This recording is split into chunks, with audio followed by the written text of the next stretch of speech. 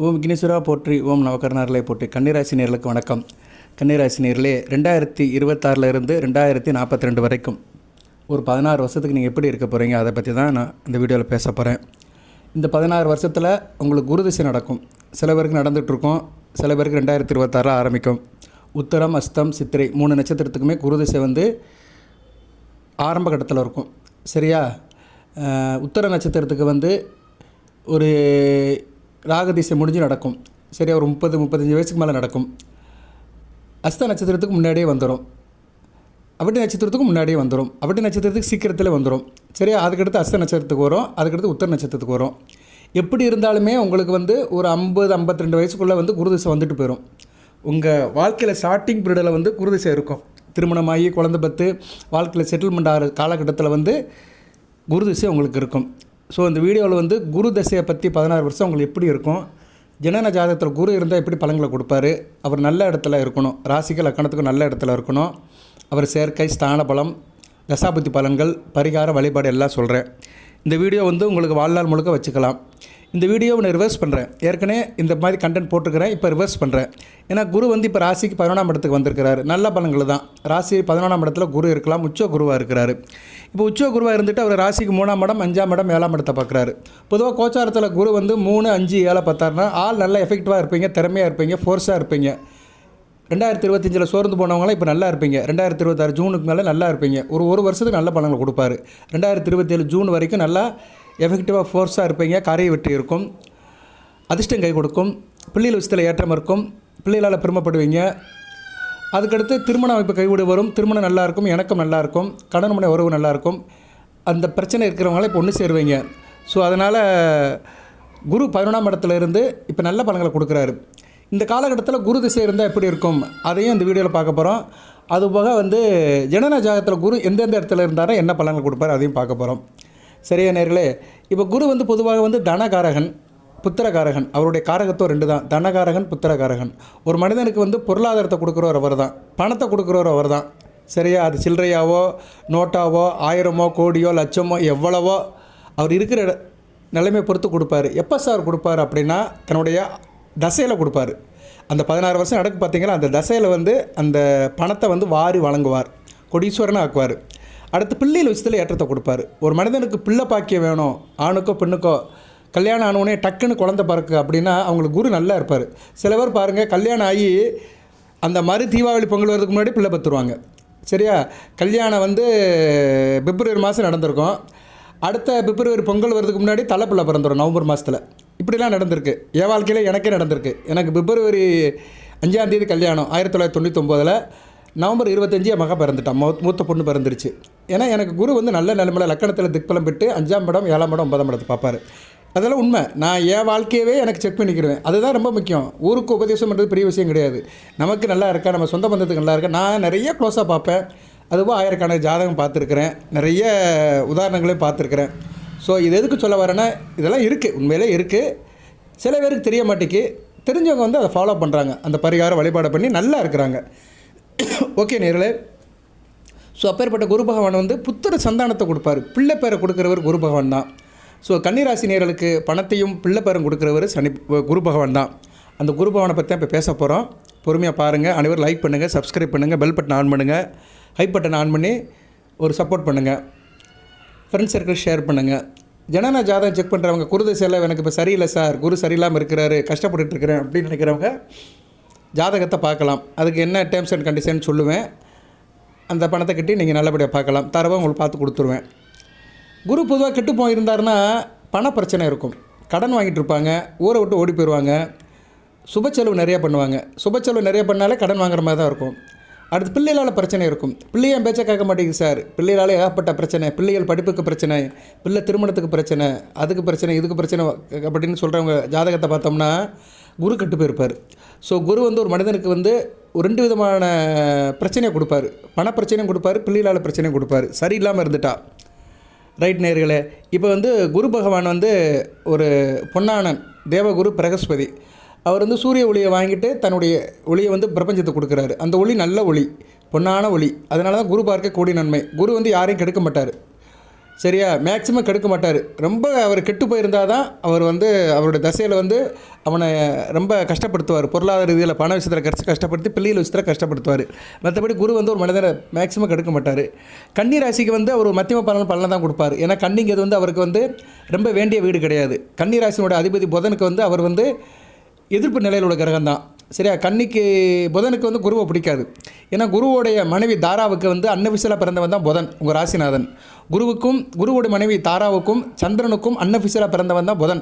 புதனுடைய பருப்பு நல்ல பருப்பு கிடையாது. உங்கள் ராசிநாதன் புதன் வந்து நல்ல பருப்பு கிடையாது.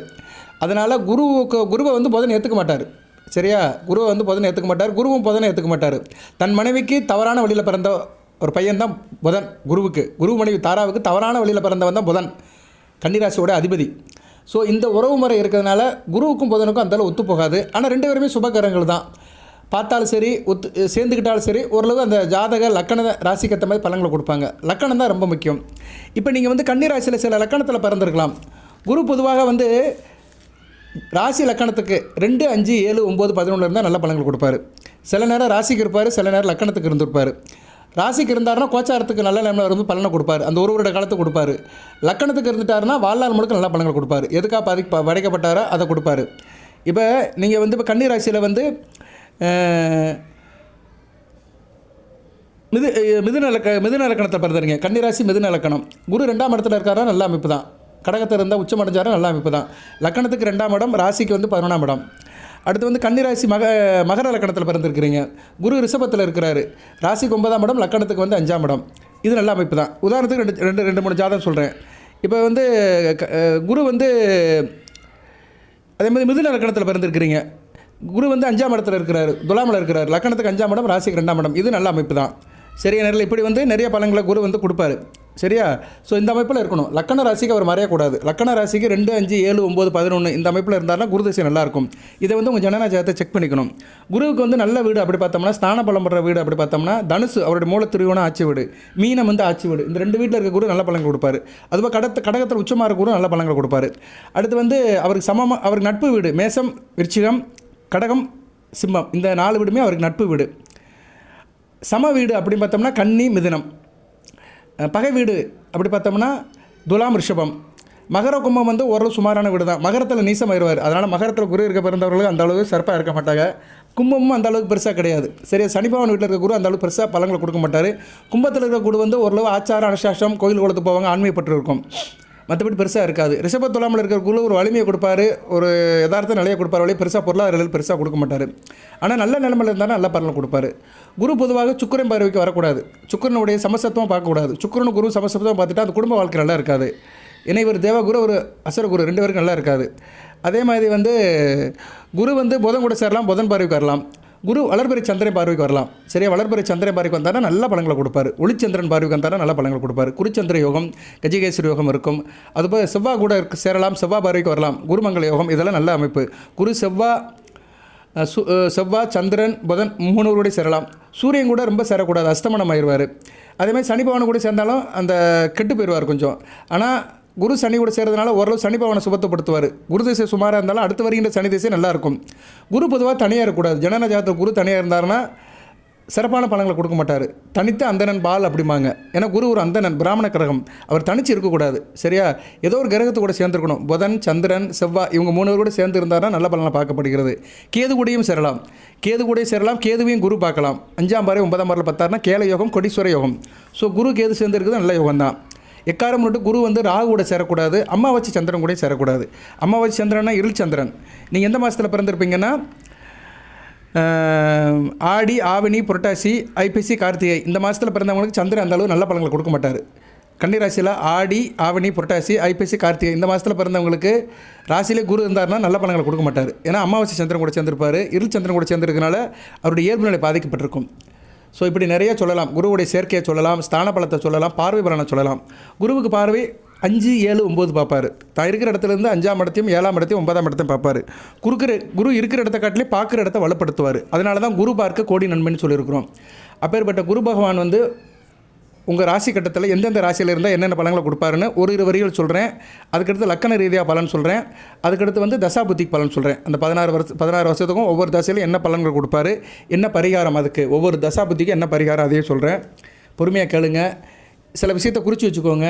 சரியா நேர்களே, மிகச்சிறப்பாக இருக்கும். எது சந்தேகம் இருந்தால் கமெண்ட் பாக்ஸில் கேளுங்க. ஃபோன் பண்ணிலாம் கேட்காதீங்க. சரியா, கமெண்ட் பாக்ஸில் கேளுங்க. கண்டிப்பாக நான் அதில் பார்த்து பதில் சொல்லுவேன். ஓகே நேர்களே, இப்போ வந்து குரு வந்து லக்கணத்திலே மேசத்தில் இருக்கிறார். பொதுவாக லக்கணத்துக்கு அப்புறம் வருவான் ஒவ்வொரு ராசி. மேச ராசியில் இருக்கிறார். நீங்கள் எந்த லக்கணத்தில் பிறந்தாலும் சரி, அந்த கன்னி ராசி மேசத்தில் குரு இருக்கிறார் அப்படின்னா நல்ல அமைப்பு தான். மேசம் வந்து நட்பு தான் அவருக்கு. நல்ல குணவானாக இருப்பான், கொடையாளியாக இருப்பான், கையில் காசு பணம் இருக்கும். சரியா, நல்ல அறிவு சார்ந்த ஆளாக தான் இருப்பாங்க. ஸோ மேசத்தில் இருக்கிற குரு வந்து நல்ல பணத்தை கொடுப்பார், நல்ல பலனை தான் கொடுப்பாரு. சரியா நேர்களே, நல்ல படிப்பு இருக்கும், கையில் காசு பணம் இருக்கும், சொகுசு வாழ்வு இருக்கும், புத்திர பாக்கியம் நிறையா இருக்கும், நல்ல பலன்களை தவறாமல் செய்வார். ரிஷபத்தில் இருக்கிறது வந்து ஒரு ஆள் ஸ்ட்ராங்காக இருப்பான், வலிமையாக இருப்பான். சரியா, திட்டமிட்ட காரியத்தை நல்லபடியாக செயல்படுவாங்க, அதில் வெற்றியும் பெறுவாங்க, காரிய புலியாக இருப்பாங்க. அடுத்து வந்து மிதுனத்தில் இருக்கிறார். மிதுனம் வந்து நண்பர்கள் நிறையா இருப்பாங்க. மிதுனத்தில் இருக்கிற குரு வந்து நண்பர்கள் அதிகமாக கொடுப்பாரு. நல்ல உயர்கல்வி படிச்சிருப்பாங்க, நல்ல தேகம் நல்லாயிருக்கும், உடல்வாகு நல்லாயிருக்கும், பெருந்தன்மை இருக்கும். சரியா, நல்ல ஒரு பெரிய மனுஷத்தனமாக இருப்பாங்க, நல்ல ஒரு காரியம் பண்ணுவாங்க. கடகத்தில் குரு உச்சமடைவார். நல்ல புத்திசாலியாக இருப்பாங்க, கையில் காசு பணம் நிறையா இருக்கும். உச்சமற்ற குரு வந்து அரசாங்க வாழ்க்கையை கொடுக்குறாரு, அரசு உத்தியோகத்தை கொடுப்பாரு, நல்ல கையில் காசு பணத்தை கொடுப்பாரு. அரசாங்க வழியில் பெரிய அதிகாரியை போய் நல்ல லெவலுக்கு ரீச் ஆவாங்க. சிம்மத்தில் குரு இருக்கிறாரு. சரியா, சிம்மத்தில் குரு இருக்கிறாரு அப்படின்னா கீர்த்திமான், பேர் புகழ் அந்தஸ்து நல்லபடியாக இருக்கும். சரியா, சிம்மத்திற்கு குரு மகிழ்ச்சியான வாழ்க்கையை கொடுப்பார். பத்திரிகை ஆசிரியர் வேலைக்கு போவாங்க, கதை கட்டுரை எழுதுவாங்க, இலக்கியத்தில் நல்ல ஈடுபாடாக இருக்கும், தத்துவார்த்தை பேசி நல்லா இருப்பாங்க. இவங்களாம் வந்து பெரிய லெவலுக்கு போவாங்க, PhD பண்ணி தமிழ் பண்ணிட்டு பெரிய லெவலாக ஆகி நல்ல லெவலுக்கு ரீச் ஆவாங்க. சிம்மத்தில் இருக்கிற குரு அரசாங்க வழியில் பெரிய லெவலுக்கு போவாங்க. கண்ணியில் இருக்கிறவங்களுக்கு நல்ல நண்பர்கள் சேர்க்க நல்லா இருக்கும். கண்ணியில் இருக்கிற குரு வந்து ஒரு அதிர்ஷ்ட வாழ்க்கை கொடுக்குறாரு. ஆனால் இந்த ஜாதகர் வந்து சுயநலமாக இருப்பார். ஆனால் நல்லா படிச்சிருப்பான், அறிவுபூர்வமாக இருப்பான். சரியா, அறிவுபூர்வமாக இருப்பார், நல்லா ஷார்ப்பாக இருப்பார். கம்ப்யூட்டர் சம்மந்தப்பட்ட வேலைகள் நல்லா வரும். சிஸ்டர் ரிலேட்டடாக நல்லா ஒர்க் பண்ணுவாங்க. அடுத்து துலாமில் குரு இருக்கிறார். பகமை பெறுவார், ஆனால் வலிமையாக இருக்கும். சரி, ஆள் ஸ்ட்ராங்காக இருப்பாங்க, கொஞ்சம் எதுலையுமே முரட்டுத்தனமாக இருப்பாங்க. துலாமில் இருக்கிற குரு பகவான் வந்து துலாமில் குரு இருந்தாருன்னா பார்க்க ஆள் நல்லா ஃபேராக இருப்பாங்க. சுக்கர வீட்டில் இருக்கிறாரில் அறிவும் அழகும் இருக்கும், ஃபேராக இருப்பாங்க, அளவுலோன நல்லா அழகாக இருப்பாங்க, கள்ளமில்லாத உள்ளம் இருக்கும், காரியத்தில் கண்ணாக இருப்பாங்க, கோயில் குளத்துக்கு நல்லபடியாக போயிட்டு வருவாங்க, நல்ல ஒரு அமைப்பாக கொடுப்பாரு. குரு பொதுவாக எல்லா இடத்துலையும் நல்ல பழங்கள் கொடுப்பாரு, ஒரு சில வீட்டில் தான் கொஞ்சம் கெட்ட பழங்கள் கொடுப்பாரு. விருச்சிகத்தில் இருக்கிறாரு, கையில் காசு பணம் இருக்கும், புத்திர பாக்கியம் இருக்கும், நல்ல விதமாக தான் பார்க்கப்படுகிறது. இருப்பினும் வந்து மகிழ்ச்சியற்ற வாழ்வு இருக்கும், கணவன் மணி உறவில் சில நெருடல் இருக்கும், தேக ஆரோக்கியம் நல்லா இருக்காது, உடல்நல பிரச்சனை இருக்கும். சரி, ஆள் கொஞ்சம் சுயநலமாக இருப்பாங்க. இருப்பினும் ஹானஸ்ட்டாக இருப்பாங்க. ஹானஸ்ட்டாக உயர்ந்த எண்ணமாக இருக்கும். விருச்சிகத்தில் இருக்கிற குரு வந்து ஒரு ஹானஸ்ட் பர்சனாக இருப்பாங்க. வாழ்க்கையில் பெரிய ஒரு லெவலுக்கு ரீச் ஆனவனு ஒரு எண்ணத்தை கொடுப்பாரு. ஆனால் திருமண வாழ்க்கையில் சில இடர்பாடுகளை கொடுப்பாரு. தனுசில் இருக்கிறாரு, நல்ல அமைப்பு, சொந்த வீட்டில் மூலத்திரியோனை ஆட்சி பண்ணுறதுனால ராஜாவுக்கு நேராக இருப்பாங்க, ராஜ மரியாதையாக இருக்கும், நல்ல விதமாக பார்க்கப்படுது. தனுசு ராசியில் குரு வந்து நல்ல பேச்சாட்டில் இருப்பாங்க, சமுதாயத்தில் பெரிய லெவலுக்கு ரீச் ஆவாங்க. சரியா, நல்ல ஒரு கௌரவ பதிவு இருக்கும், நல்ல விதமாக பார்க்கப்படுகிறது. அடுத்து மகரத்தில் இருக்கிறாரு. சரியா, மகரத்தில் இருந்தாருன்னா ஊரை விட்டு ஊர் போவாங்க, ஒரு இடத்துல நிலையாக இருக்க மாட்டாங்க, தேச சஞ்சாரமாக இருக்கும், மனசுக்குள்ள கவலையாக இருக்கும், இன்ஃபீரியாரிட்டி காம்ப்ளெக்ஸ் இருக்கும். ஏன்னா மகரத்தில் நீசம் அடைவார். நீச பங்கு அடைச்சிட்டாருன்னா பரவாயில்ல, ஆனால் நீசம் அடைஞ்சு கெட்டு போயிருந்தாருன்னா ரொம்ப ரொம்ப கஷ்டம்தான். நீசமற்ற குரு வந்து மகிழ்ச்சியாக வாழ்க்கையை கொடுப்பாரு. ஆள் சோம்பேறியாக இருப்பாங்க, இவங்களால வாழ்க்கையில் பெரிய சாதனை இருக்காது. இவன் பேர சொன்னால் அவனுக்கு தெரியாது, தெரு இருக்குன்னு தான் தெரியும். சரியா, பாப்புலாரிட்டி வராது. அடுத்து வந்து கும்பத்தில் இருக்கிறாரு, ஓரளவு சுகமாக இருப்பாங்க. சரியா, கும்பத்தில் இருக்கிற குரு வந்து ஒரு நல்ல படிப்பை கொடுப்பாரு. இருந்தாலும் நிறைய கையில் காசு பணத்தை கொடுக்க மாட்டார். மக்கள் மத்தியில் நல்ல ஒரு பேர் போல் எடுப்பாங்க, பப்ளிசிட்டி இருக்கும், வெகுஜன தொடர்பில் ஒரு பப்ளிசிட்டி இருக்கும். அடுத்து மீனத்தில் நல்ல அமைப்பு, மீனத்தில் குரு ஆட்சி பெறுவார், நல்ல அரசாங்க வேலை கிடைக்கும், நல்ல ராஜா மாதிரி இருப்பாங்க. சரியா, நல்ல விதமாக பார்க்கப்படுது, பெரிய லெவலுக்கு ரீச் ஆவாங்க, சொத்து பத்து நிறைய இருக்கும், பூர்வீக சொத்து இருக்கும், உயர் அதிகாரி இருப்பாங்க, உயர் பதவியில் போய் நல்ல இடத்துல உட்காந்துக்குருவாங்க. ஸோ ஒவ்வொரு ராசியிலும் குரு பகவான் இருந்தார்னா இந்த பலன்களை கொடுப்பாரு. அடுத்து வந்து லக்கண ரீதியாக அவர் என்ன பலன்களை கொடுப்பாருன்னு சொல்கிறேன் நான். என்ன லக்கணங்கிறது வேறு, லக்கணம் தான் ஒரு மனிதனுக்கு ரொம்ப முக்கியம். மீன ராசியில் எத்தனை பேருக்கு கன்னி ராசியில் எத்தனை பேருக்கு லக்கணம் தெரியும்னு எனக்கு தெரியல. லக்கணத்தை தெரிஞ்சு வச்சுக்கோங்க, லக்கண ரீதியாக பலன் பார்த்தா தான் கரெக்டாக இருக்கும். என்னதான் ராசிக்கு வீடியோ போட்டாலுமே லக்கணங்கிறது ரொம்ப முக்கியம். சரியா நேர்களே, லக்கணத்தை தெரிஞ்சு வச்சுக்கிட்டேன்னா மிகச்சிறப்பாக பார்க்கப்படுகிறது. இப்போ லக்கண ரீதியாக உங்களுக்கு நான் பலனை சொல்கிறேன். நீங்கள் எந்த லக்கணத்தில் பிறந்தாலும் சரி, லக்கணத்தில் குரு இருந்தாருன்னா திக்பலம் என்ற ஒரு ஸ்தான பலத்தை அடைவார். குருக்கு வந்து திக்பலம் இருக்குது, லக்கணத்தில் அவர் இருக்கணும். லக்கணத்தில் இருந்தாருன்னா நல்ல பலன்கள். ஒருத்தர் லக்கணத்தில் குருவும் புதனும் இருந்தாங்களா நல்ல பலன்களை கொடுப்பாரு. சரியா, நல்ல விதமாக பார்க்கப்படுகிறது. குருவும் புதனும் இருக்கணும். இப்போ நீங்கள் வந்து கன்னிராசி மீனத்தில் குரு இருக்கிறாரு, ஆட்சி பெற்று புதன் கூட சேர்ந்து இருக்கிறாரா, நல்ல அமைப்பு. புதன் நீசம் பண்ணாலுமே நீச பங்கம் அடைஞ்சிருவார். வீடு கொடுத்தவன் ஆட்சி, உங்கள் ராசிநாதன் வந்து உங்கள் ராசியே பார்ப்பார், லக்கணத்தில் உட்காந்துட்டு ராசியை பார்ப்பார். இது வந்து யோக ஜாதகம். கன்னி ராசி, மீன லக்கணம், லக்கணத்தில் குருவும் புதன் இருக்காங்க, நல்ல அமைப்புங்க. அந்த லக்கணத்துக்கு 1, 10, 4, 7 கூடயும் இருக்கிறனால நல்லா இருக்கும். இவன் குடும்பம், மனைவி, குழந்தை, குட்டி, வீடு, மனை, வண்டி, வாகனம், ஆள், அம்பு, சேனை அத்தனையும் இருக்கும். இந்த அமைப்பில் இருக்கணும். குரு புதன் டிஸ்டர்ப் ஆகாமல் தனித்து நல்ல நிலைமையில் இருந்தாலும் வச்சுக்கோங்களேன், நல்ல விதமாக பார்க்கப்படுகிறது. இது வந்து ஒரு யோகா ஜாதகம்.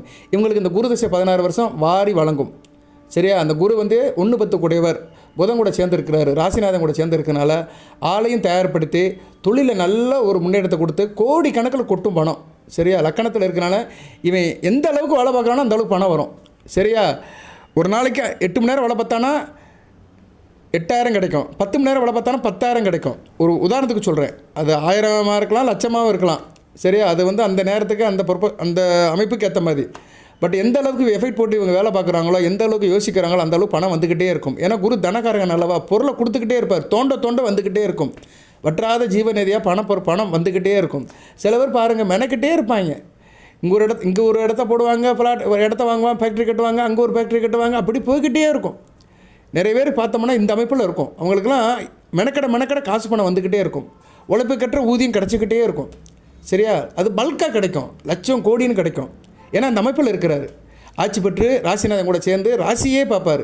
ராசியை பார்க்குறாருன்னு என்ன அர்த்தம்? உங்கள் மனதாலும் உடலாலும் தயாராகிட்டீங்கன்னு அர்த்தம். ஒரு மனிதன் வந்து வாழ்க்கையில் சம்பாதிக்கணும்னா மனதாலும் உடலாலும் தயாராகணுங்க. அதை ப்ரிப்பேர் அப்படிங்கிறாங்க. எந்த ஒரு காரியத்துக்கும் வெல் ப்ரிப்பேர். பரீட்சை எழுத போனாலுமே வெல் ப்ரிப்பேராக இருக்கணும். சண்டையா? ஒருத்தங்கிட்ட வாக்குவாதத்துக்கு போகிறோம், சண்டைக்கு போகிறோம், அப்படி போனாலுமே வெல் ப்ரிப்பேராக இருக்கணும். எந்த ஒரு காரியத்துக்குமே வெல் ப்ரிப்பேராக இருந்தோம்னா அந்த காரியம் சக்ஸஸ் ஆகும். அது குரு ராசியை பார்க்குறதால நல்ல காரியத்துக்கு தான் போவீங்க. சரியா? இப்படி நிறைய சொல்லிட்டு போகலாம். வீடியோ லென்த்து அதிகமாகும். சில பேருக்கு இது பிடிக்கும். என்னுடைய தாட்ஸ் வந்து சில பேருக்கு பிடிக்கும். என்னுடைய வேவ் அப்ரோச் சில பேருக்கு பிடிக்கும். சில பேர் சொல்கிறாங்க கமெண்ட் பாக்ஸில், வளன்னு பேசுகிறியா, என்னையா நீ போயிட்டு இன்றைக்கி எவையா கேட்குறேன், எல்லாம் ரீல்ஸ் போட்டுட்ருக்குறாங்க, எல்லாம் ரீல்ஸ் போட்டு படத்தை பார்த்து மோகமாக போச்சு நாடே, 2 நிமிஷம் ரீல்ஸுக்கு தான் நல்லா ஓடுது, நீ எதுக்கு மணிக்கணக்காக பேசிகிட்டு இருக்கிற அப்படின்னு சொல்கிற ஆள் இருக்குது. நான் அவங்களுக்கெல்லாம் வீடியோ போடலை. நான் வந்து யதார்த்தமாக போடுவேன், இன்னும் பேசுவேன். இந்த வீடியோ கேட்டு அதன்படி நடந்து சில பேருக்கு நல்லது நடந்துச்சுன்னா சந்தோஷப்படுவேன் நான். சரியா? அதனால் நான் வந்து என்னுடைய இயல்புக்கு மாதிரி என்றைக்குமே நடக்க மாட்டேன். இறைவன் மீது ஆணை, அதுபடி தான் போவேன். கமர்ஷியலெலாம் நான் பேச மாட்டேன். சரியா? ஆனால் உள்ளதை உள்ளவாறே சொல்லிடுவேன். சரியா நேர்களே? அதனால் வீடியோவில் எடுத்து அதிகமானாலும் கேளுங்க, நல்லதுக்கு தான்.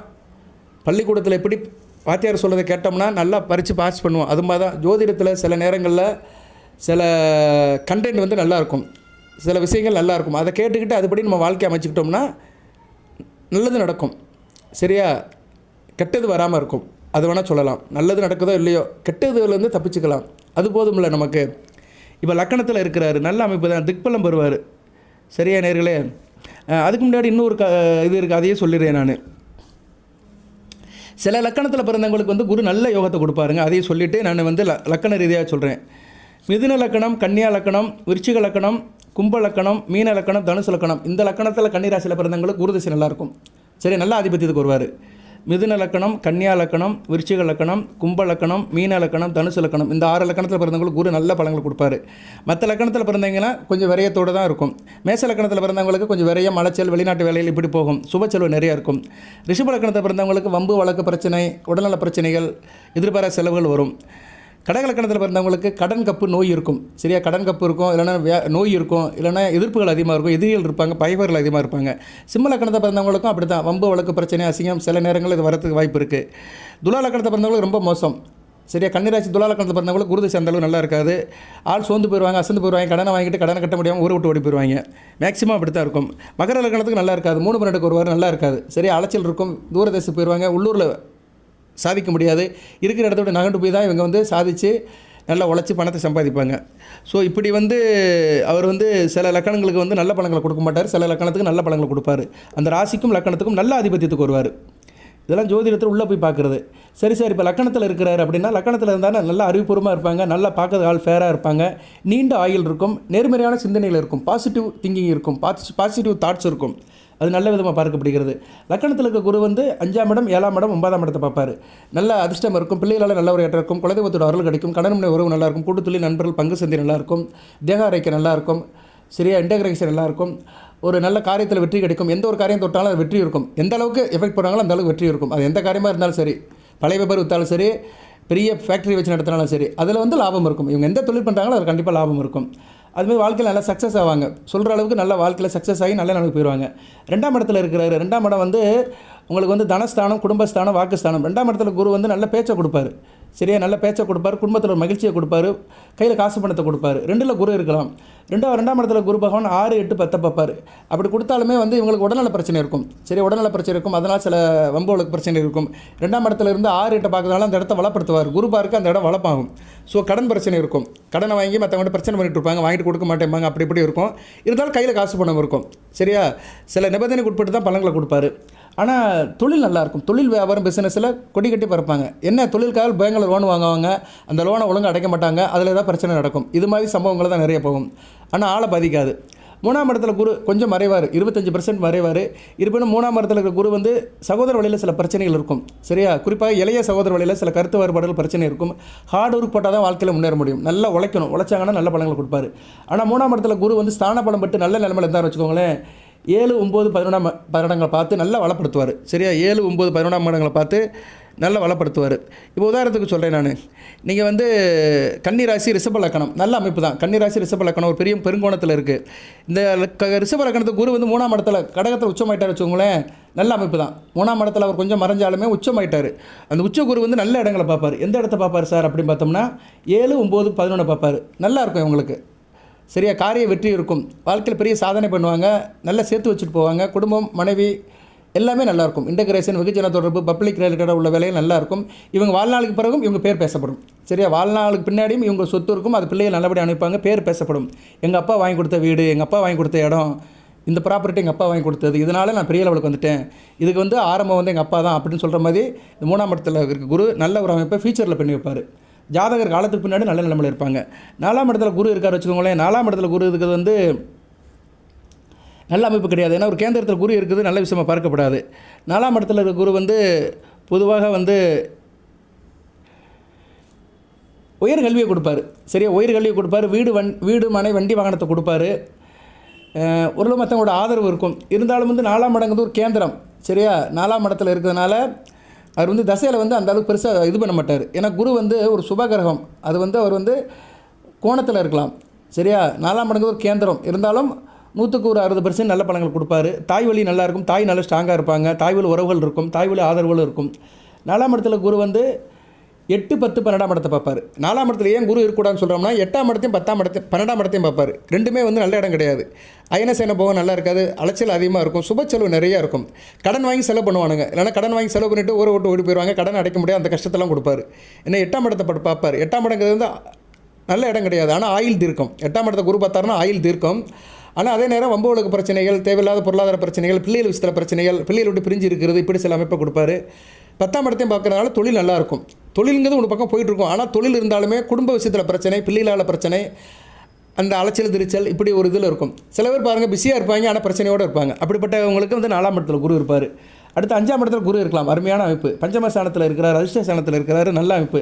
5ஆம் இடத்துல குரு வந்து நல்ல சாமி கும்பிடுவாங்க, குலதெய்வத்தோட அருள் இருக்கும், புத்திர சந்தானம் இருக்கும், புத்திர பேர் இருக்கும், அறிவுத்திறன் இருக்கும், பூர்வ புண்ணிய பலன்கள்லாம் கிடைக்கும்.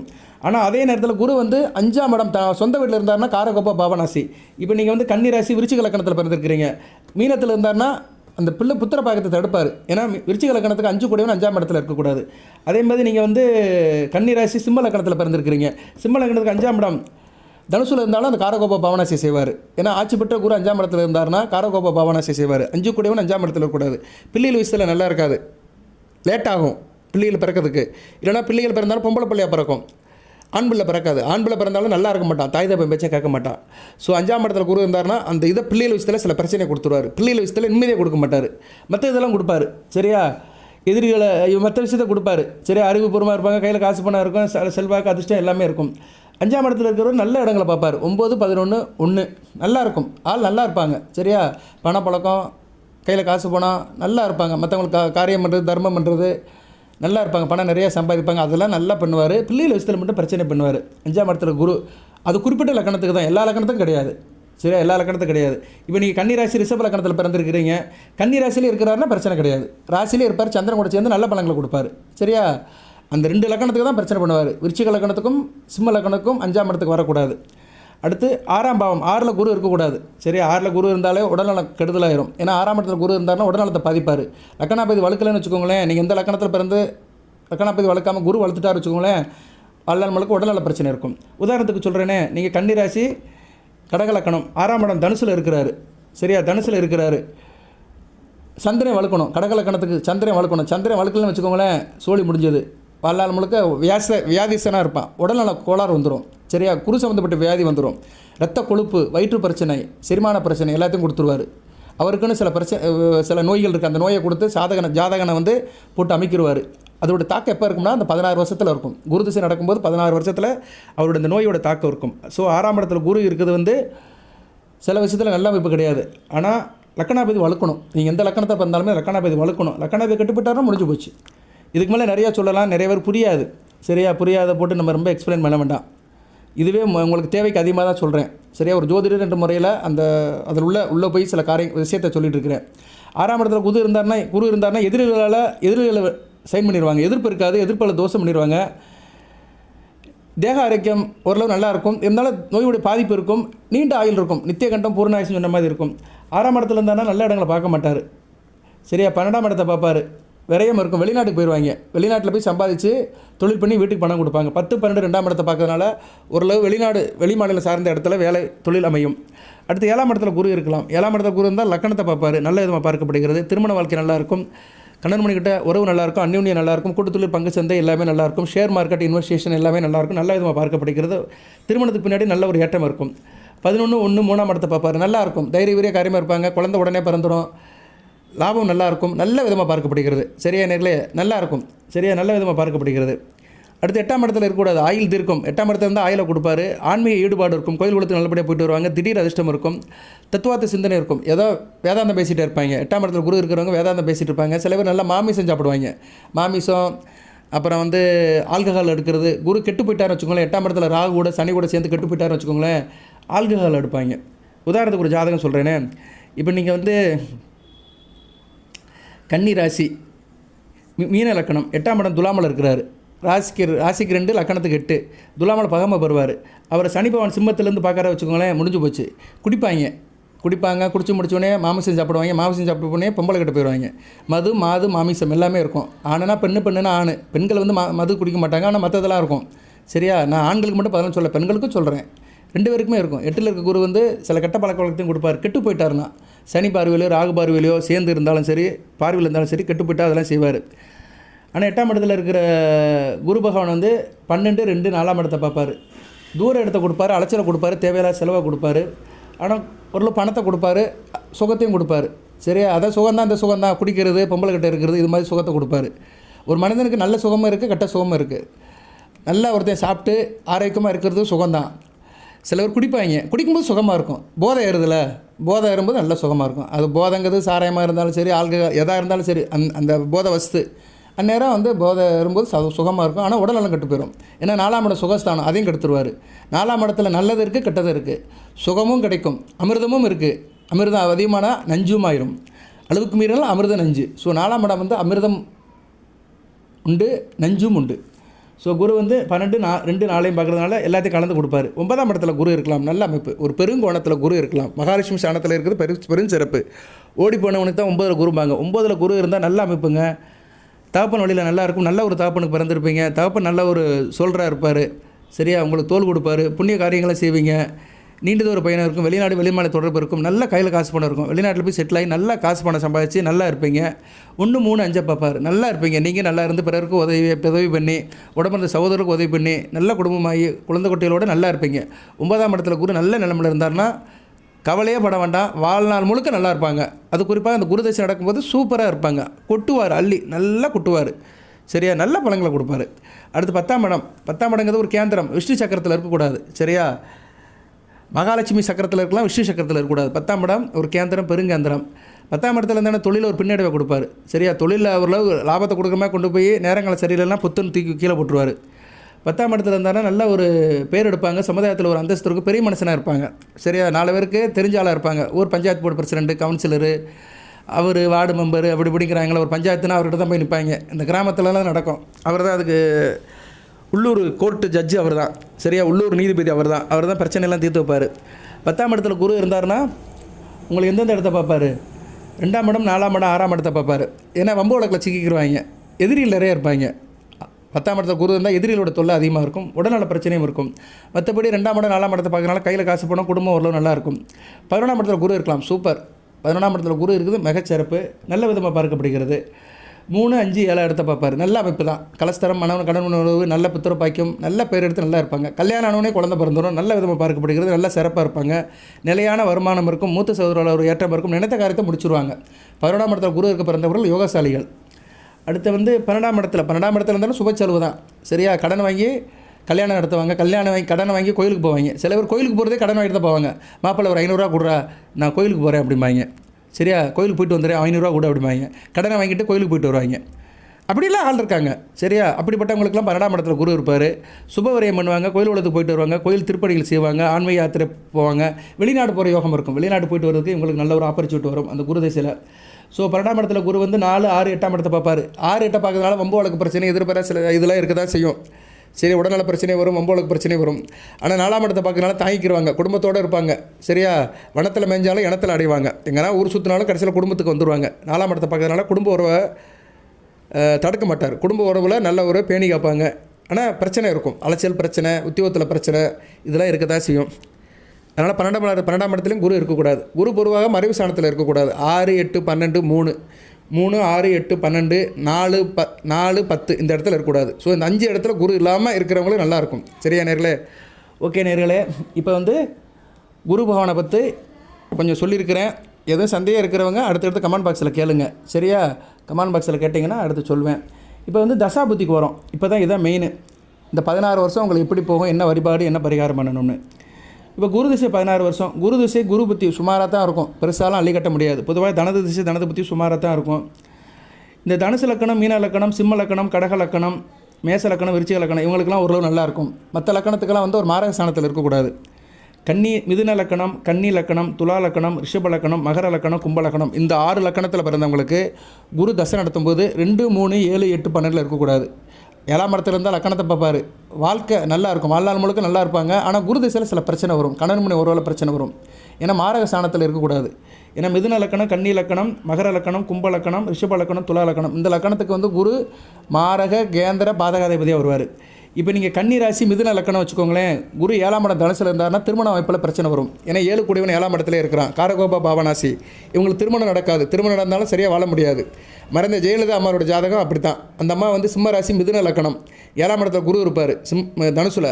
அந்த அம்மாவுக்கு திருமணமே ஆகலை, ஊரேறிய ஒரு திருமணம் ஆகலை, குழந்தையும் இல்லை. அந்த அம்மா எல்லோரும் அம்மாம்பாங்க, அம்மா மெஸ்ஸு அந்த அம்மா பேரில் இருக்குது, அதெல்லாம் சாப்பிட்றாங்க வைக்கிறாங்க. அந்த அம்மா தமிழ்நாட்டுக்கு அம்மாவாக இருந்தாலுமே அந்த அம்மா அதிகாரப்பூர்வமாக அம்மா இல்லை, ஒரு குழந்தைய பற்றி தாய்மை அடையலை, ஆனால் அம்மான்னு சொல்கிறாங்க. அந்த அமைப்பை கொடுத்துட்டாரு, ஆனால் முறைப்படி கொடுக்கல. திருமணமாகி இன்னார் தான் கணவன், அந்த கணவனுக்கு குழந்தை பிறந்துச்சு அப்படின்னு இல்லை, அதிகாரப்பூர்வமாக இல்லை. ஏன்னா அந்த அம்மா மிதுன லக்கணம் 7ஆம் இடத்துல குரு இருந்தார். அந்த அம்மா குரு திசை சனி புத்தியில் தான் தவறுனாங்க, மரணம் அடைஞ்சாங்க. குரு எல்லாத்தையும் கொடுத்துட்டு தன்னோட தசையில் அந்த அம்மாவை எடுத்துகிட்டு போயிட்டார். அப்படி செய்வார், ஏன்னா அவர் மாரகஸ்தானத்தில் இருந்தார். மிதுன லக்கணத்துக்கு மாரகஸ்தானம். சிம்ம ராசிக்கு 5ஆம் இடத்துல இருந்தார். அந்த அம்மா சிம்ம ராசி மக நட்சத்திரம், ராசிக்கு 5ஆம் இடத்துல இருந்தார், லக்கணத்துக்கு 7ஆம் இடத்துல இருந்தார். ராசிக்கு லக்கணத்துக்கும் மறையலை, அதனால தான் அந்த அம்மா 2வது தடவை முதலமைச்சர் ஆச்சு.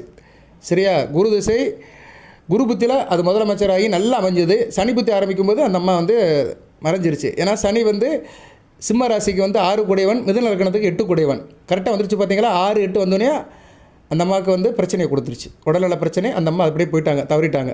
சரியா, ஜோதிடம் 100க்கு 100% இருக்குது, புரியுதுங்களுக்கு இருக்குது. சரியா, அது இருக்குது, உண்மையிலே இருக்குது. இந்த உதாரண ஜாதகம் ஏன் சொல்ல வந்தேன்னா, அந்த மாரக பாதக ஸ்தானத்தை செய்வார். மாரகம்னா கண்டன்னு அர்த்தம். சரியா, மாரகம்னா கண்டன்னு அர்த்தம். ஸோ அவர் மாரகாதிபதியாக வருவார். மிதுன லக்கணம், கன்னியா லக்கணம், ரிஷப லக்கணம், துலா லக்கணம், மகர லக்கணம், கும்ப லக்கணம் இந்த இடத்துக்கு 2, 3, 7, 8, 12 இருந்தாருன்னா மாரகத்துக்கு ஒப்பான கண்டத்தை கொடுப்பார். 2ஆம் இடம்னா குடும்பத்தில் பிரச்சனை, பணப்பிரச்சனை, பேச்சில் பிரச்சனை. 3ஆம் இடம்னா தைரிய பிரச்சனை, ஆள் சோர்ந்து போயிடுவான், எந்திக்க முடியாமல் ஆக்கி விட்டுருவார். 7ஆம் இடம்னா கணவன் மனைவி பிரச்சனை. சரியா, நண்பர்கள் பிரச்சனை, பிஸ்னஸில் பிரச்சனை. 8ஆம் இடம்னா ஆயில் பிரச்சனை, உடல்நல பிரச்சனை, தேக ஆரோக்கிய பிரச்சனை. 12ஆம் இடம்னா படுக்கறை பிரச்சனை. சரியா, வெளிநாட்டுக்கு துரத்தி விட்டது, படுத்தா தூக்கம் வராது, அலைச்சல், விரயம், இப்படி அமைப்பாக கொடுத்துருவார். ஸோ இந்த 6 லக்கணத்துக்கு குரு நான் சொன்ன இடத்துல மாரக பாதக கேந்திர ஸ்தானத்தில் இருக்கக்கூடாது. ஒரு ஜோதிடர் குருதிசைக்கு பலன் பார்க்கும்போது இதெல்லாம் பார்த்து தான் சொல்லுவார். நல்ல ஜோசியராக இருந்தாலும் பார்ப்பார். சரியா? சில பேர் அடிச்சு விடுவாங்க, ஆனால் போனால் அக்கட்டி எப்படிம்பாங்க. என்னமோ நடக்குது நாட்டில். நான் சொல்கிறதெல்லாம் கரெக்டுன்னு சொல்ல முடியாது. ஏதோ என்னோடய அறிவுக்கு ஆண்டவன் என்னோடய அனுபவத்துக்கு ஆண்டவன் கொடுத்த அறிவுக்கு சொல்கிறேன். இன்னும் நிறையா இருக்குது. சரியா நேரில் ஜோதிடங்கிறது வந்து யாராலையும் அளக்கவே முடியாது. கடல் தண்ணி கூட வற்றி போயிடும். ஆனால் ஜோதிடத்தினுடைய அறிவு பார்க்கவே முடியாது. ஒரு ஜோசியத்தை முறைப்படி கற்றுக்கினாலே 320 வருஷம் ஆகுமா? 320 வருஷம்னா எத்தனை பிறவி? 3 பிறவி எடுக்கணும். ஒரு பிறவிக்கு 120 வருஷம். அதனால தான் தசாபுத்தி வந்து 120 வருஷம் வச்சுருக்கிறாங்க. ஆனால் 120 வருஷம் யாரும் வாழ்றதில்ல. 100 வருஷம் தாண்டி வாழ்கிறாங்க. 120 வருஷம் யாரும் வாழ்றதில்ல. எங்கேயோ ஒருத்தர் கோடியில் யாரோ ஒருத்தர் வாழ்ந்துருப்பாங்க. அது மாதிரி 3 பிறவி எடுக்கணுமா? 360 வருஷம் எடுத்தால் தான் ஜோதிடத்தை முழுசாக கற்றுக்க முடியுமா? யார் கற்றுக்க முடியும்? கடவுள் ஒருத்தருக்கு தான் ஜோதிடம் முழுசாக தெரியும். எல்லாம் அறிந்தவன் இறைவன் ஒருவன் மட்டுமே. மற்ற எல்லாமே வந்து குடம் தான், என்னையும் சேர்த்து. எல்லாம் அவங்களும் தெரிஞ்சதை அப்படியே பேசிக்கிறாங்க. சரியா? ஆடுற மாட்டை ஆடி கிடக்கிற மாதிரி, பாடுற மாட்டை பாடி கிடக்கிறாங்க. எல்லாம் தெரிந்தவன் இறைவன் மட்டும்தான். வேத ஜோதிடத்தை யாரும் கரெக்டாக சொல்ல முடியாது. ரைட் நேர்களே, ஏதோ ஓரளவுக்கு சொல்லலாம். சரியா? ஒரு ஊருக்கு திசை கட்டுற மாதிரி தான் சொல்ல முடியும். அந்த ஊருக்குள்ளே என்ன இருக்குது, அங்கே இருக்கிற மனுஷன் எப்படி இருப்பான்னு யாராலும் சொல்ல முடியாது. ரைட் நேர்களே, அடுத்து வந்து இப்போ நம்ம எதுக்கு வந்தோம்? இப்போ குருதிசை குரு புத்தி நடக்கிறவங்களுக்கு குரு நல்ல நிலைமையில் இருந்தாலும் நல்ல பலன்களை கொடுப்பாரு. இந்த குறிப்பிட்ட லக்கணத்துக்கு மாரகத்தை கொடுப்பாரு. குருதிசை நடக்கும்போது பொதுவாக தட்சிணாமூர்த்தியை தான் வழிபாடு பண்ணணும். இல்லைனா குரு பகவானை கும்பிடலாம். குரு பகவான் வந்து நவக்கிரகங்களில் வடக்கு பக்கம் இருப்பார். தட்சிணாமூர்த்தி சிவன் கோயிலில் தெற்கு பக்கம் இருப்பார். தட்சிணாமூர்த்திங்கிறது வேறு, குரு பகவான் வேறு. ஆனால் குரு திசைக்கு 2 பேர்த்தையும் கும்பிடலாம். தட்சிணாமூர்த்தி சிவன் வடிவமானவர். குரு வந்து நவக்கிரகத்தில் ஒரு கிரகம். 2 பேர்த்தையும் கும்பிடலாம். வியாழக்கிழமை கும்பிடலாம். சரியா? உங்கள் சவரித்து கும்பிடலாம். வஸ்திரம் சதுத்தலாம், நெய்வழக்கு போடலாம், மஞ்சள் போடலாம், கொண்டக்கடை மாலை சுத்தலாம். அதுபோக குரு திசை நடக்கும்போது ஏழை எளியவர்களுக்கு உதவி பண்ணலாம். வயதான டீச்சர், ரிட்டையர்டான டீச்சர் இவங்களுக்கெல்லாம் உதவி பண்ணலாம். கோயில் குருமார்களுக்கு உதவி பண்ணலாம். யானைக்கு சாப்பாடு கொடுக்கலாம். இப்படி நல்ல ஒரு காரியம் பண்ணலாம். குருதிசை நடக்கிறவங்க வேலைக்கிழமை சுத்தமாக இருக்கணும். நான்வெஜ் சாப்பிடக்கூடாது. சரியா? நான்வெஜ் சாப்பிடாமல் இருந்தாங்கன்னா குருவோட அனுக்கிரம் பரிபூர்ணமாக கிடைக்கும். ஸோ குருதிசை குரு பற்றி நடக்கிறவங்க வந்து கவனமாக இருக்கணும். குரு நல்ல நேரத்தில் இருந்தாலும் நல்ல பலன்களை கொடுப்பாரு, பொருளாதாரத்தை கொடுப்பாரு, பிள்ளைகளை வச்சு நல்ல ஒரு இடத்த கொடுப்பாரு. அடுத்து குருதிசை சனி புத்தி. இது வந்து ஒரு நியூட்ரலாக தான் இருக்கும். பெருசாலாம் எதிர்பார்க்க முடியாது. சனி பகவான் நல்ல நிலைமையில் இருக்கணும். குரு திசை நடக்கும்போது தசாநாதன் குருவுக்கு புத்தி நாரில் மறையக்கூடாது. 6, 8, 12 மறையக்கூடாது. இப்படி சஷ்டாசமாக இருந்தாங்கன்னா புத்தி நல்லா இருக்காது. சரியா? அந்த புத்தி நாரில் நல்ல பலன்கள் கொடுக்க மாட்டாங்க. அப்படியே மறைஞ்சாலுமே அவங்க ஸ்தான பலம் பட்டிருந்தாங்கன்னா நல்ல பலன்கள் கொடுப்பாங்க. இப்போ உதாரணத்துக்கு சொல்கிறேன். நீங்கள் வந்து கன்னிராசி மிதுன லக்கணத்தில் குரு இருக்கார். குருதசை நடக்கு பரவாயில்ல. திக்பலம் பெற்ற குரு நல்ல பலன்கள் கொடுப்பாரு. ஆனால் சனி பகவான் 8ஆம் இடத்துல இருக்கிறாரு. மிதுன லக்கணத்துக்கு 8ஆம் இடம் மகரத்தில் இருக்கிறாரு. ஆட்சி பெற்று இருக்கிறாரு. குருவுக்கு மறைஞ்சாலுமே அவர் ஆட்சி பெற்று இருக்கிறனால குருதிசை சனி புத்தி நல்லாயிருக்கும். இது ஒரு உதாரணம். இப்படி தான் போகும். சரியா? ஓரளவு நல்லாயிருக்கும். குருதிசை சனி புத்தி நடக்கும்போது என்ன பண்ணணும்னா, வியாழக்கிழமை தோறும் சிவன் கோயிலுக்கு போய்ட்டு சிவசக்தியை கும்பிட்டு அங்கே காலபைரவருக்கு வழக்கு போட்டுவாங்க. தட்சிணாமூர்த்திக்கு வழக்கு போட்டுவாங்க. காலபைரவர் சிவனோட அம்சம் தான், தட்சிணாமூர்த்தி சிவனோட அம்சம் தான். குருதிசை சனிபுத்தி நடக்கிறவங்க வேலைக்கிழமை தோறும் காகத்துக்கு வந்து பொரிகடலை கொடுங்க. சரியா? பொரி உருண்டை கொடுங்க. இல்லைனா பொரியும் நாட்டு சக்கரை, பொரிகடலை இருக்குல்ல, அந்த பொரிகடலையும் நாட்டு சக்கரையும் கலந்து காகத்துக்கு வைங்க. மிகச்சிறப்பாக பார்க்கப்படுகிறது. அடுத்து குருதிசை புதன் புத்தி நல்ல அமைப்பு. குருதிசை புதன் புத்தி நல்லா இருக்கும். குரு புதன் நல்ல நிலைமையில் இருந்தாங்கன்னா குருதிசை புதன் புத்தி நல்லா இருக்கும். படிப்பு நல்லா இருக்கும். தொழில் நல்லா இருக்கும். கம்ப்யூட்டர் சம்மந்தப்பட்ட காரியங்கள் நல்லா இருக்கும். வியாபாரம் நல்லா இருக்கும். வியாபாரத்தில் நல்ல லாபம் வரும். கல்வி அறக்கட்டளை, எஜுகேஷன், டியூஷன் சென்டர், டியூட்டோரியல் இப்படி வச்சிருக்கிறவங்களுக்கு மிகச்சிறப்பாக இருக்கும். ஆடல், பாடல், இயல், இசை, நாடகம் வச்சிருக்கவங்க மிகச்சிறப்பாக இருக்கும். ஸோ குருதிசை புதன் புத்தி உங்கள் ராசிநாதன் புத்தி நல்லாயிருக்கும். குருதிசை புதன் புத்தி நடக்கும்போது வியாழக்கிழமை தோறும் பசுமாட்டுக்கு பாசிப்பருப்பு சாதம் கொடுங்க. குருதிசை புதன் புத்தி நடக்கும்போது ஏழை மாணவர்களுக்கு உதவி பண்ணலாம். சரியா? கோயில் உள்ள கோமாடுகளுக்கு அகத்திக்கீரை கொடுக்கலாம். பச்சைக்கீரை கொடுக்கறது மிகச்சிறப்பாக பார்க்கப்படுகிறது. சிவன் கோயிலுக்கே போகலாம். சிவன் கோயிலில் போய் ஆஞ்சநேயர் வழிபாடு பண்ணணும். சில சிவன் கோயிலில் ஆஞ்சநேயர் இருப்பார். அந்த தூணில் வச்சுருப்பாங்க. தூணில் இருக்கும் ஓரமாக. நிறைய கோயிலில் பார்த்துருக்கிறேன். சனி சன்னிதி இல்லையோ அந்த தூணில் வந்து ஒரு சின்ன ஆஞ்சநேயர் இருப்பார். அந்த தூணில் இருக்க ஆஞ்சநேயர் எல்லோரும் வழிபாடு பண்ணுவாங்க. அந்த ஆஞ்சநேயர் வழிபாடு பண்ணிங்கன்னா குருதிசை புதன் புத்திக்கு மிகச்சிறப்பாக இருக்கும். குரங்களுக்கு வாழைப்பழம் கொடுக்கலாம். அடுத்து குருதிசை கேது புத்தி சுமாராக இருக்கும். குருதிசை கேது புத்தி இது ஒரு நல்ல அமைப்பு தான். ஆனால் குருவும் கேது சேர்ந்து இருக்கணும். மறையக்கூடாது. குருக்கு வந்து கேது மறையக்கூடாது. நல்ல ஆன்மீகப்பற்று இருக்கணும். சரியா? ஆன்மீகப்பட்டிருக்கும் நல்ல விதமாக பார்க்கப்படுகிறது. பொதுவாக வந்து குரு கேது சனி பகவான் தங்களுக்குள்ள கோணத்தில் இருந்தாங்கன்னா அவங்க வந்து அந்த குருதிசை நடக்கும்போது வீட்டை விட்டு வெளியே போயிடுவாங்க. ஆன்மீக தொடர்பு நல்லாயிருக்கும். தொடர்பு நிலை வாழ்க்கை வந்துடும். இப்போ குரு வந்து 7ஆம் பார்வையால் சனி பகவானை பார்க்குறாரு. 5ஆம் பார்வையால் யாரை பார்க்குறாரு? கேதுவை பார்க்குறாரு வச்சுக்கோங்களேன். அவங்க வந்து அந்த குருதிசை கேது புத்தி, குருதிசை சனி புத்தி நடக்கும்போது குடும்ப வாழ்க்கையிலேருந்து வெளியே வந்துடுவாங்க. பற்றெட்டு போயிடுவாங்க. சரியா? நிறைய பேர் பாருங்கள், கொஞ்சம் வயசில் கல்யாணம் பண்ணாமல் கோயில் கூடமாக அலைஞ்சிட்டு இருப்பான். சாமியார் இப்போ மாலையை போட்டுட்டு காபி வயசு கட்டி அலைஞ்சிட்டு இருப்பான். அவன் வந்து சித்திரை நட்சத்திரத்தை பிறந்திருப்பான். குருதிசை நடக்கும். கொஞ்சம் வயசுல நடக்கும். கல்யாணம் வேண்டாம் அப்படின்ட்டு ஒரு மாதிரியாக போயிட்டு இருப்பான். அவனுக்கு பார்த்தா குரு சனி கேது ஒரு கோஆர்டினேஷனில் இருப்பாங்க. குரு பார்வையில் சனியை கேது வந்துடுவாங்க. நல்ல இடமா இருக்கும். அது அப்படியே பிடிச்சிக்கிறோம். அவனுக்கு வந்து அந்த இல்லற வாழ்க்கையே நோக்கம் வராது. சரியா? ஆன்மீகப்பற்று வேறு மாதிரி போயிடுவாங்க. இந்த அமைப்பு வரும் குருதிசை கேது புத்தியில். இவங்க என்ன பண்ணணும்? விநாயகர் வழிபாடு பண்ணணும். கன்னிராசிக்கு வந்து ருணமோட்ச கணபதியை வழிபாடு பண்ணாங்கன்னா குருதிசை கேது பற்றி நல்லாயிருக்கும். சிவன் கோயிலுக்கு போகணும். சிவன் கோயிலில் இருக்க விநாயகர் வழிபாடு பண்ணலாம். வியாழக்கிழமை தோறும் பசுமாட்டுக்கு வந்து துவரம்பருப்பு சாதம் கொடுக்கணும். நல்ல விதமாக பார்க்கப்படுகிறது. அதுக்கடுத்து குருதிசை சுக்கிர பற்றி இது நல்லா இருக்காது, நிறைய பேருக்கு நல்லா இருக்காது. சரியா, குருதிசை சுக்கிர பற்றி நிறைய பேருக்கு நல்லா இருக்காது. குறிப்பாக கடக லக்கணம், தனுசு லக்கணம், சிம்ம லக்கணம், விருச்சிக லக்கணம், மேச லக்கணம், இந்த லக்கணத்தில் பிறந்தவங்களுக்குலாம் ஏகப்பட்ட பிரச்சனையை கொடுக்கும். குருதிசை சுக்கிர பற்றி கவனமாக இருக்கணும். கண்ணன் வழிபாடு பண்ணணும், கிருஷ்ணர் வழிபாடு பண்ணணும், கிருஷ்ண மந்திரத்தை சொல்லணும், மகாலட்சுமி பூஜையும் பண்ணிக்கலாம். சரியா, நல்ல விதமாக பார்க்கப்படுகிறது. குருதிசை புதன்புத்தியில் தான் நிறைய பேருக்கு கணவன் மனைவி பிரச்சனை, மனைவிக்கு முடியாமல் போயிடும், இல்லைனா கணவனுக்கு முடியாமல் போயிடும். ஏதோ ஒரு செலவு, ஒரு மருத்துவ செலவு, இல்லைனா கான்ட்ராவர்சன், ஏதோ பிரச்சனை, பிரிவு வருதெல்லாம் அந்த குருதிசை சனி புத்தியில் தான். சரியா, நீங்கள் கன்னிராசி தனுசு லக்கணத்தில் பிறந்திருக்கிறீங்க. தனுசு லக்கணத்தை குரு ஆகாதவர். சரியா, சுக்கிரே ஆகாதவர். குரு வந்து லக்கணாதிபதி இருப்பார், ஆனால் சுக்கிரே ஆகாதவராக வருவார். சரியா, அவர் நல்ல நிலைமையில் சஷ்டாசமாக இருந்து பிரச்சனை பண்ணிட்டாருன்னா குருதிசை சுக்கிர புத்தி நல்லா இருக்காது. ஸோ குருதிசை சுக்கிர புத்தியில் ரொம்ப கவனமாக இருக்கணும். குருதிசை சுக்கிர புத்தியில் ரொம்ப கான்ட்ராவர்சனாக கவனமாக இருக்கணும். மற்றபடி நல்லா இருந்தாருன்னா குரு நல்ல பலங்களை கொடுப்பார். சரியா, வண்டி வாகன யோகம், இடமனை வீடு எல்லாத்தையும் கொடுத்து நல்லபடியாக வச்சுக்குருவார். கிருஷ்ண வழிபாடு பண்ணணும். வியாழக்கிழமை தோறும் பசுமாட்டுக்கு வந்து இனிப்பு கொடுக்கணும். வாழைப்பழம், அச்சுவலம் கொடுத்தீங்கன்னா மிகச்சிறப்பாக இருக்கும். பசுமாட்டுக்கு தான் செய்யணும். ஏன்னா பசுமாடு வந்து சுக்கனோட அம்சம், மகாலட்சுமி. அடுத்து குருதிசை சூரிய பற்றி நல்லாயிருக்கும். சரியா, குருதிசை சூரிய பற்றி நல்லாயிருக்கும். சிவராஜ யோகம், தினந்தோறும் சூரிய நமஸ்காரம் பண்ணணும். நல்லாயிருக்கும். குருதிசை சூரிய பற்றியில் நல்லா ஆனஸ்ட்டாக இருப்பீங்க. ஒரு ஆத்ம பலம் இருக்கும். அரசியல், அரசாங்க வாழ்க்கையெல்லாம் நல்லபடியாக போகும். நல்ல விதமாக பார்க்கப்படுகிறது. நல்லாவும் இருக்கும்.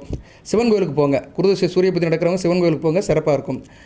வியாழக்கிழமை தோறும் பசுமாட்டுக்கு வந்து கோதுமை ரொட்டி இல்லைன்னா பிஸ்கட் கொடுங்க. சரியா, நல்லாயிருக்கும். நல்ல விதமாக பார்க்கப்படுகிறது. குருதிசை சந்திர பற்றி நல்லாயிருக்கும். உங்கள் ராசியில் இருக்க சந்திரன் ஒளிச்சந்திரனாக இருந்தார்னா மிகச்சிறப்பாக இருக்கும். ஒளிச்சந்திரனா நான் ஏற்கனவே சொல்லியிருக்கிறேன். நீங்கள் சில மாதத்தில் பிறந்திருக்கணும். மார்கழி மாதத்துலேருந்து ஆணி மாதம் வரைக்கும் பிறந்தீங்கன்னா நல்லாயிருக்கும். மார்கழி, தை, மாசி, பங்குனி, சித்திரை, வையாசி, ஆணி இந்த மாதத்தில் பிறந்தவங்களுக்கு சந்திரன் வலுவாக இருப்பார் ராசியில். அப்படி இருக்கிறவங்களுக்கு வந்து குருதிசை சந்திர புத்தி நல்லாயிருக்கும். அந்த சந்திரனுக்கு குரு வந்து 5, 7, 9 இருந்தாலும் நல்லாயிருக்கும். சரியா நேர்களே, நல்ல விதமாக பார்க்கப்படுகிறது. சந்திரனுக்கு மறையாமல் குரு இருந்தார்னா நல்ல பலங்களை கொடுப்பார். குருதிசை சந்திர புத்தி நல்லாயிருக்கும். நல்லா இந்த வேலையெல்லாம் நல்லாயிருக்கும். குருதிசை சந்திர புத்தியில் வந்து நல்லா இருப்பீங்க. எல்லாத்துக்கிட்ட ஆசபாசமாக பழகுவீங்க. நல்ல பிஸ்னஸ் நல்லாயிருக்கும். ஹோட்டல் மேனேஜ்மெண்ட்டு, ஹோட்டல் சம்மந்தப்பட்டது இது மாதிரி வேலையில் நல்ல லாபம் இருக்கும். சரியா, மனதாலும் உடலாலும் நல்லா இருப்பீங்க. காரிய அனுகூலம் இருக்கும். அந்த கஜகேஸ்வரி யோகம் கிடைக்கும். அதுபோக வந்து தாய்வழி சிறப்புகள் இருக்கும். தாய்வழி சொத்துக்கள் கிடைக்கும். நல்லாயிருக்கும். நல்ல விதமாக தான் பார்க்கப்படுகிறது. லக்கணத்துக்கு ஏற்ற மாதிரி சந்திரன் நல்ல பலங்களை கொடுப்பார். குருதிசை சந்திரபுத்தியில் வந்து வியாழக்கிழமை தோறும் பசுமாட்டுக்கு பச்சரி சாதம் கொடுக்கணும். பச்சரி சாதத்தில் தயிர் ஊற்றி கொடுக்கணும். சரியா, பச்சரி சாதத்தில் கொஞ்சம் தயிர் ஊற்றி பிசைஞ்சு பசுமாட்டை கொடுத்தீங்கன்னா குருதிசை சந்திரபுத்தி நல்லாயிருக்கும். குருதிசை சந்திரபுத்தி நடக்கும்போது சிவன் கோயிலில் அம்பாளை கும்பிடணும். அம்பாளுக்குன்னு தனி சன்னிதி இருக்கும். அந்த சன்னிதியில் போய் அம்பாளை குங்குமம் கொடுத்து எலுமிச்சம்பழம் வழக்கு போடலாம், பூக்கள் கொடுக்கலாம். அம்பாளுக்கு வந்து அபிஷேகத்துக்கு பொருள் கொடுத்து கும்பிட்டிங்கன்னா மிகச்சிறப்பாக இருக்கும்.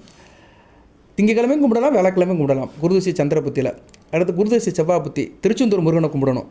குருதிசை செவ்வாய் நல்ல யோகத்தை கொடுக்கும். சரியா நேர்களை, குருமங்கல யோகம் கிடைக்கும். நல்ல ஒரு அமைப்பு கிடைக்கும். கந்தசை கவசம் படிக்கணும். இன்றைக்கி செவ்வாய்க்கிழமை நான் கந்தசை கவசம் படிச்சுட்டு தான் இந்த வீடியோ போடுறேன் கன்னிராசிக்கு. ஸோ குருதிசை செவ்வாய் நடக்கிறவங்க வந்து கந்தசை கவசம் செவ்வாய்க்கிழமை தோறும் படிக்கணும். நல்லாயிருக்கும். சிவன் கோயிலுக்கு போய்ட்டு சிவன் கோயிலில் இருக்கிற முருகனை கும்பிடணும். பசுமாட்டுக்கு வந்து வியாழக்கிழமை தோறும் தோரம்பருப்பு சாதம் கொடுக்கணும். சரியா, நல்லாயிருக்கும். குருதிசை செவ்வாய் நல்லாயிருக்கும். குருதிசை செவ்வாய் நடக்கிறவங்க திருச்செந்தூருக்கு ஒரு தடவை போயிட்டு வந்துடுங்க, மிகச்சிறப்பாக இருக்கும். திருச்செந்தூர் வந்து குரு ஸ்தலங்க.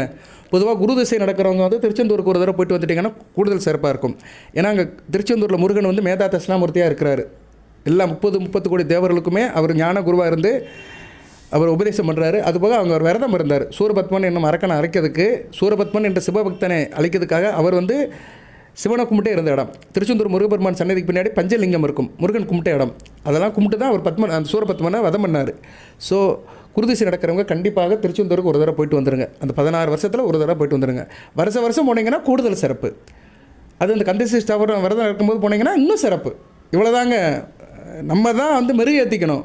ஒரு காரியத்துக்கு எப்படி நல்ல பேண்ட் போடுறோம், நல்ல ஷர்ட்டை போடுறோம், நல்ல இன் பண்ணுறோம், நல்ல வாட்ச் கட்டுறோம், நல்ல ஷூ போடுறோம், நல்ல தலையை இது பண்ணிக்கிறோம், என்ன பண்ணிக்கிறோம், தரைக்கு ஹீட்ரு போட்டுக்கிறோம், அப்படி இப்படி சலப்பிக்கிறோம். நல்லா இருக்கும்ல. ஆண்னா ஆணுக்கு ஏற்ற மாதிரி இருக்கும், பெண்ணுக்குன்னா பெண்ணுக்கு ஏற்ற மாதிரி இருக்கும். அது மாதிரி நம்ம வழிபாடையும் வந்து செம்மைப்படுத்திக்கணும். எந்த அளவுக்கு செம்மைப்படுத்திக்கிட்டு தான தர்மம் பண்ணோம்னா வாழ்க்கை நல்லாயிருக்கும். அந்த தசாபுத்தி நல்லாயிருக்கும். அடுத்து வந்து குருதிசை ராகுபுத்தி. ராமேஸ்வரத்துக்கு ஒரு தடவை போயிட்டு வந்துடணும். குருதிசை ராகுபுத்திக்கு ராமேஸ்வரத்துக்கு போயிட்டு ராமநாத சாமியும் எங்கள் அம்மா பர்வதவர்த்தினையும் கும்பிட்டு வந்தீங்கன்னா மிக சிறப்பாக இருக்கும். நல்ல விதமாக பார்க்கப்படுகிறது. பிதர்களுக்கு செய்யணும். தாய் தகப்பன் இல்லாதவங்க அமாவாசைக்கு வந்து விரதம் இருக்கணும். அதுபோக பித்தர்களுக்கு செய்யணும், திதி கொடுக்கணும், வைக்கணும். இதெல்லாம் செஞ்சீங்கன்னா நல்லாயிருக்கும். சில பேர் திலகோமம் பண்ணுவாங்க, அதெல்லாம் பண்ண வேண்டாம். அது வசதி வாய்ப்பு இருக்கிறவங்க பண்ணுங்கள். மற்றபடி பித்தர்களை நினச்சிக்கோங்க. காக்காவுக்கு சாப்பாடு கொடுங்க. அமாவாசை அன்றைக்கெல்லாம் காக்காவுக்கு சாப்பாடு கொடுங்க. பௌர்ணமி தோறும் அம்மனை கும்பிடுங்க. துர்க்கை அம்மன், காளி அம்மன், இது மாதிரி ஆக்ரோஷமான அம்மனை கும்பிடணும். வியாழக்கிழமை அன்றைக்கி சிவன் கோயிலுக்கு போயிடலாம், சரியா? ஆனால் பௌர்ணமி தோறும் அம்மன் வழிபாடு இருக்கணும். குருதிசை ராகுபத்தி நடக்கிறவங்க. பசுமாட்டுக்கு வந்து உளுந்தம் பருப்பு சாதம் கொடுக்கணும். கருப்பு உளுந்தம் பருப்பு சாதம் வியாழக்கிழமை கொடுக்கணும், சரியா? வியாழக்கிழமை கொடுத்தீங்கன்னா மிகச்சிறப்பாக இருக்கும். உளுந்த பருப்பெல்லாம் இல்லை சார் அப்படி இப்படி நினைக்கிறவங்க கடையில் ஒரு 10 ரூபாய்க்கு வடை வாங்கி கொடுத்துருங்க. உளுந்த வடையை வாங்கி பசுமாட்டு கொடுத்துருங்க. வியாழக்கிழமை ராகு வேலையில் கொடுத்தீங்கன்னா மிகச்சிறப்பாக இருக்கும். நான் சுருக்கமாக தான் பரிகாரம் சொல்கிறேன். என் பரிகாரம்லாம் ரொம்ப எளிமையாக இருக்கும். வீட்டில் இருந்தே செய்யலாம். சில பேர் அங்கே போங்க இங்கே போங்க, அவரை பாருங்கள் இவரை பாருங்கள், புரோக்கரை பாருங்கள், அவ்வளோ ரூபா செலவு பண்ணுங்கள், 10,000 ரூபா செலவு பண்ணி அந்த பரிகாரம் பண்ணுங்கள். அதெல்லாம் மனசுக்கு தான் காரியம். நான் செஞ்சேன் அப்படின்னு பெருமைப்பட்டுக்கலாம். அக்கம் பக்கத்து வீட்டுக்காரங்கிட்ட சொல்லிக்கலாம் இல்லையா? அதனால் எந்த பலனும் கிடையாது. மனம் விரும்பி வீட்டிலே உட்காந்து சாமி கும்பிட்டு கோயில் குளத்துக்கு போயிட்டு வந்தோம்னா எல்லாமே நல்லபடியாக நடக்கும். எந்த ஒரு காரியத்தையும் திரும்ப திரும்ப செஞ்சால் தான் அது வந்து பலன்கள் நமக்கு வந்து நிறைவாக கிடைக்கும் என்ற ஒரு நல்ல வார்த்தையை சொல்கிறேன். ஓகே நேர்களே, 45 நிமிஷம் ஆகிப்போச்சு. இந்த வீடியோவை இதோட நிறைவு பண்ணுறேன். கன்னிராசி குரு பகவான் நல்ல பலன்களை கொடுப்பாரு. குரு பார்க்க கோடி நன்மை. குரு கொடியில் கொடுக்கட்டும், நல்ல நலத்தையும் கொடுக்கட்டும், வளத்தையும் கொடுக்கட்டும். சித்திரை அஸ்தம் உத்தர நட்சத்திர நேயர்களுக்கு எல்லாம் இறைவன் சகல சௌபாகியத்தையும் சில ஐஸ்வர்யத்தையும் சில நன்மையிலும் கொடுப்பார். அனைத்து வளங்கள் நலன்களை பெற்று தேக ஆரோக்கியத்துடன் தீர்க்காலுடன் நீடு ஓடி வாழ்க, நிறைந்த வளம் பெறுக. நன்றி நேயர்களே.